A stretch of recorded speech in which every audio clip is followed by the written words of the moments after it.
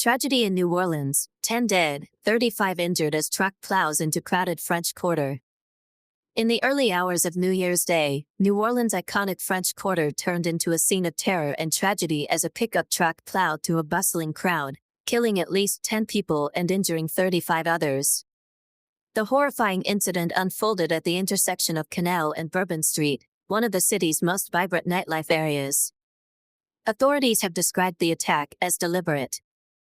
And Kirkpatrick, New Orleans police superintendent, stated in a press conference, "This was an intentional act of violence.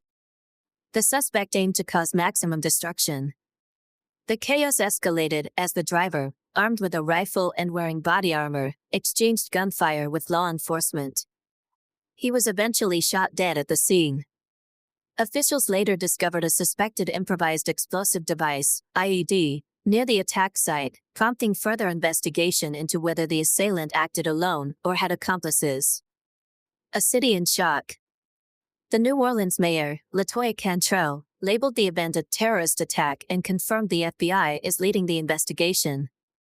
The Bureau released a statement acknowledging the severity of the attack, which is now being treated as an act of terrorism. The incident left a deep scar on the community. Witness accounts painted a grim picture of the devastation. Jay McGuffey, a tourist from Mississippi, recalled the pandemonium. "We were celebrating New Year's when they told us to evacuate. Then we heard about the truck and the gunfire. It was chaos." One local resident described waking up to screams of terror outside their home, adding to the chilling atmosphere. Law enforcement and safety measures. As dawn broke, the French Quarter was swarmed by law enforcement agencies, conducting extensive sweeps for secondary threats. Much of Bourbon Street was cordoned off, and police urged residents and visitors to avoid the area entirely. 2 police officers were also injured in the incident, but are reported to be in stable condition. The majority of the injured are believed to be local residents. Louisiana Governor Jeff Landry expressed his condolences on social media, calling it a horrific act of violence and urging people to stay away from the area. A city under the spotlight. The attack comes at a particularly busy time for New Orleans, with the Sugar Bowl scheduled for Wednesday evening and preparations underway for the NFL Super Bowl in February.